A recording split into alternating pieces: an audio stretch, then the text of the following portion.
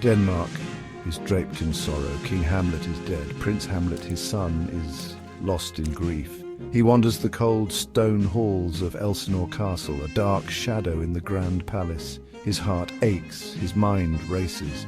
He cannot fathom a world without his father. Claudius, Hamlet's uncle, now sits on the throne. He wears the crown hastily, a smirk playing on his lips. He has married Gertrude, Hamlet's mother, with indecent haste. The court celebrates, oblivious to Hamlet's silent torment. Their joy feels like a betrayal. Their laughter grates on his raw nerves. Hamlet feels utterly alone, isolated by his grief, repulsed by his uncle's actions, and haunted by the suspicion that something is deeply, terribly wrong. Night falls upon Elsinore. The air grows heavy with dread. Hamlet, drawn by an unseen force, stands on the castle ramparts. The wind howls around him, echoing his inner turmoil. A chill cuts through his cloak, deeper than the winter frost. From the mist, a figure emerges. It is the ghost of his father, King Hamlet. The king's face is twisted in pain. His voice, a hollow whisper, tells a tale of betrayal and murder. Claudius, the ghost reveals, poisoned him to steal his crown and his queen. Hamlet is shaken to his core. Revenge, the ghost demands, justice for his foul murder. The weight of this revelation crashes upon Hamlet. He swears an oath, his voice hoarse with anger and despair.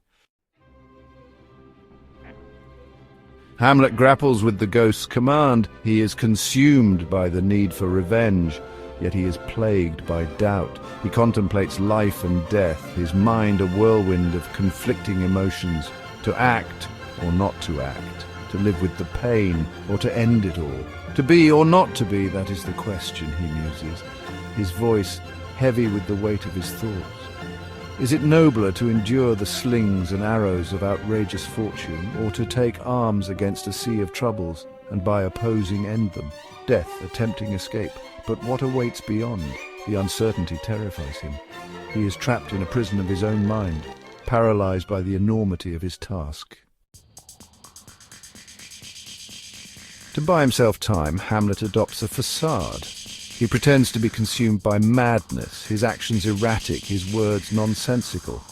The court watches with a mixture of fear and amusement. They whisper about his sanity, unaware of the turmoil raging within him. Only Horatio, his loyal friend, sees through the charade. He witnesses the pain behind Hamlet's wild eyes. He hears the anguish in his voice. He understands that this madness is a shield, a way to deflect suspicion while Hamlet plots his revenge. Hamlet devises a plan. He will use a play, a mousetrap, to expose Claudius's guilt. The play within a play mirrors the king's murder, each scene a carefully crafted accusation. Claudius, watching the performance, grows increasingly agitated. His guilt is evident. He rises from his throne, his face pale, his voice trembling. He storms out of the room, unable to bear the weight of his sins. Hamlet has his proof. The ghost's words were true. Claudius is a murderer. Tragedy strikes Elsinore once more. Ophelia, Hamlet's love, driven to madness by her father's death and Hamlet's rejection, drowns in a river. Her death is a devastating blow to Hamlet, pushing him further down the path of despair.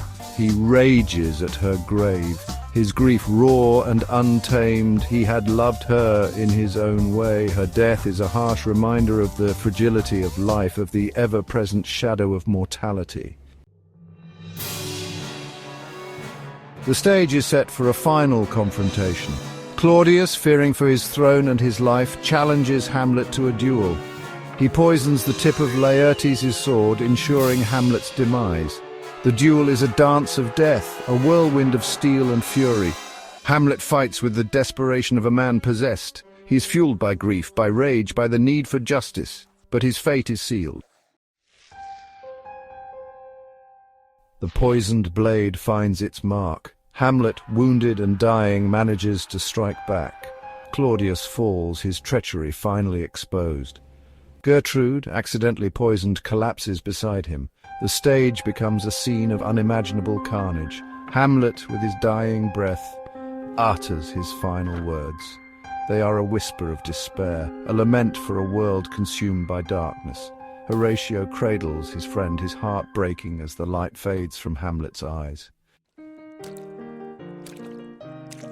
The curtain falls on a scene of utter devastation. The stage is littered with bodies, a testament to the destructive power of revenge, of madness, of unchecked ambition. The silence is deafening.